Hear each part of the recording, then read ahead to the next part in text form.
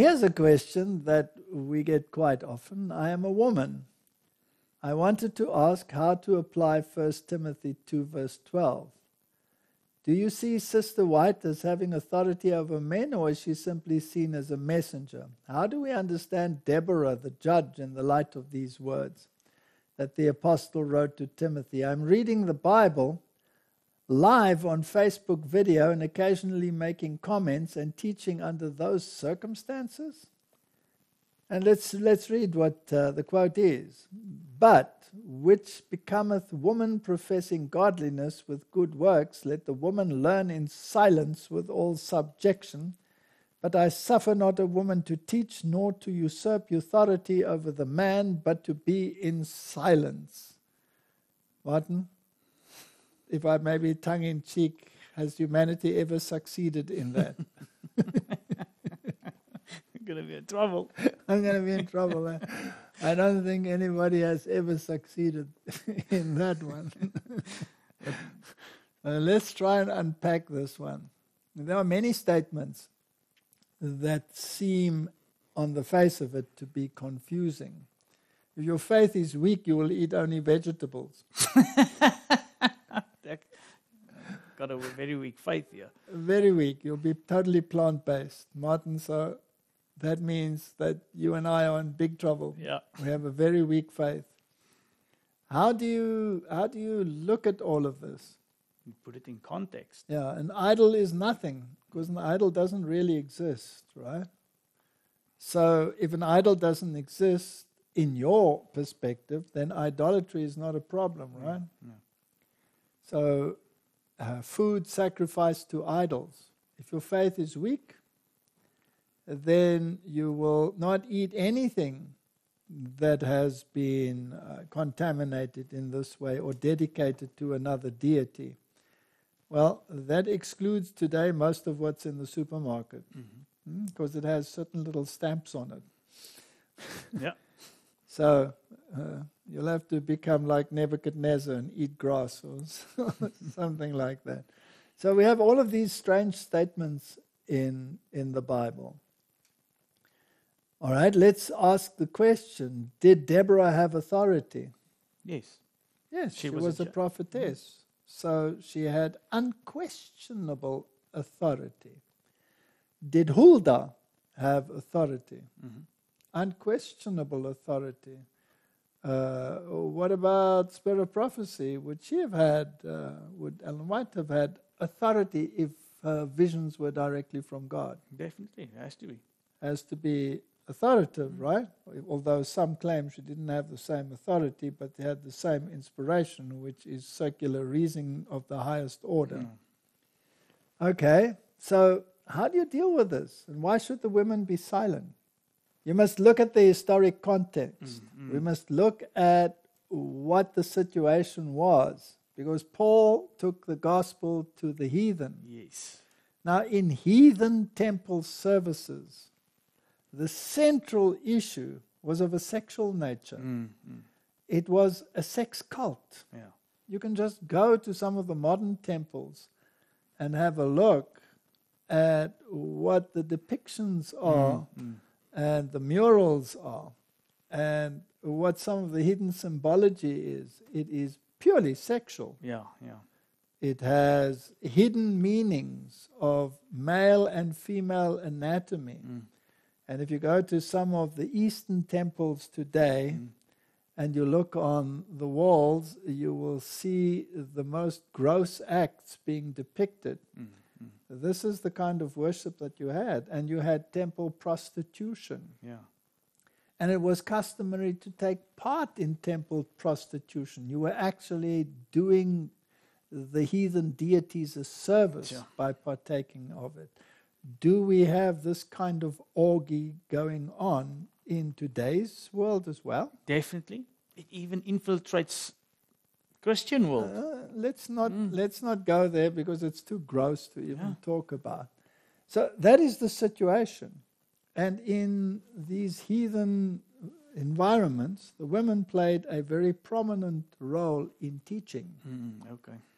Now, if you take the situation today, you also have the women playing prominent roles. Let's say in Catholicism, the nuns are the ones that do the teaching in the schools and all the things that pertain to it. Is there anything wrong with a woman teaching? No. Was Deborah a teacher of the law? Definitely, yes. Was Huldah a teacher?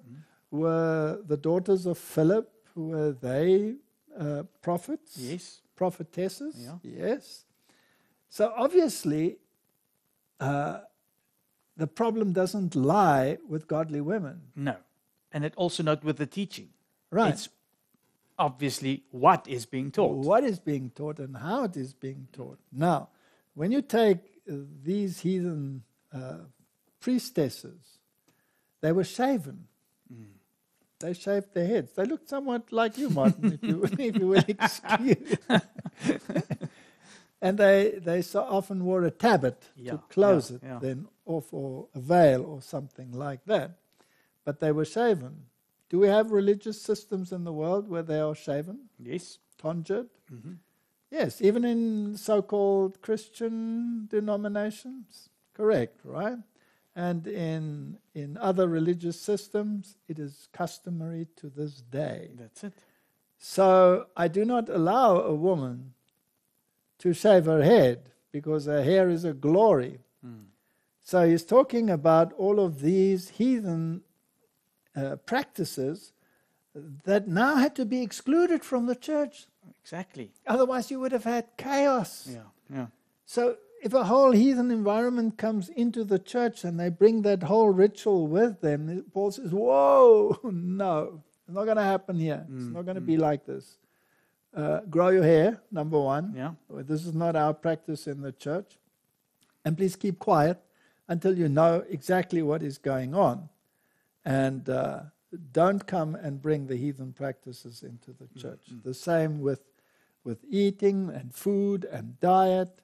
If your faith is weak, you will eat only vegetables because you will be afraid that the animals will have been sacrificed to idols. If you go to a marketplace, they were all sacrificed to idols. Today we have very similar situations. So if your faith is weak, you won't touch it. But if you know an idol is nothing, and your faith is strong, then you can partake of everything. Today we know, of course, that a healthful diet is a plant-based diet, so it has nothing to do with health issues. It had to do with religious rituals. That's it. Now, if my faith is strong, Martin, and there's a sign on, let's say, the condiment, that it has been dedicated to another deity, if my faith is weak, I'll throw it away. If my faith is strong, I will say, you know what, I don't care because that one doesn't even exist. So this is, as far as I'm concerned, a condiment. And I'm going to put it on my food, and then I'm going to ask God to bless my food, and I will consume it because my faith is strong. So all of those statements in the writings of Paul can be very confusing if you take them out of the historic context. And the other problem is you can sometimes, exactly what you've just explained about the condiment, take it to the far extreme again. And forbid everyone else. Or say that everything is clean and I can eat as much as I want and do what I want with it. That's the other extreme. So you have to keep the balance and go to the whole biblical picture. Correct. So I hope this lady will continue teaching. If she is teaching the law and the testimony, then she's doing a great job. But then, isn't there also some restrictions or limitations on this portion of women? Okay, now that is a bone of contention. Are you talking about ordination and things like that, Martin? Yes. Okay. Let's put it this way. Does the Bible have a hierarchy? Yes. It does. Definitely. All right, it has a hierarchy. And the hierarchy is the hierarchy put in place in order to dominate and be coercive. No. No, right? Not at all, no. Husband, love your wives. Love is not self-seeking. Love is all of these wonderful things, right? But there's a hierarchy. Now, God put a hierarchy in place because he wants to be vindictive, right? No. No, because That's the hierarchy that he put in place, and it is, if anything, protective. He will always do something to protect you and everybody around you. All right? And there are certain things which a woman can do, which a man cannot do. Let's put it this way. He probably can do it, but not to the same extent that a woman would be able to do it, and vice versa. So in other words, you have certain responsibilities in the creation, and if you embrace that responsibility, you will be very happy. If you go beyond that responsibility or seek another one, then you could be very unhappy. That's it. And you could have situations that God foresaw would not be conducive to your state of mind or your health. So we are supposed to be a team, the man and the woman. And the man has certain roles and the woman has certain roles. And the two are supposed to augment each other and become one. And respect each other in those respective roles. Like, for example, the woman is the queen of the house. Take your fingers off. It's not your domain. Close the door when she tells you to. Anyway, I think we said enough. I think, Martin, let's leave it at that. And God has a hierarchy. That's it. And mankind is bent on turning the hierarchy upside down. And in his church, the highest authority, if they have sat and made a vote on this, I think we should keep to it.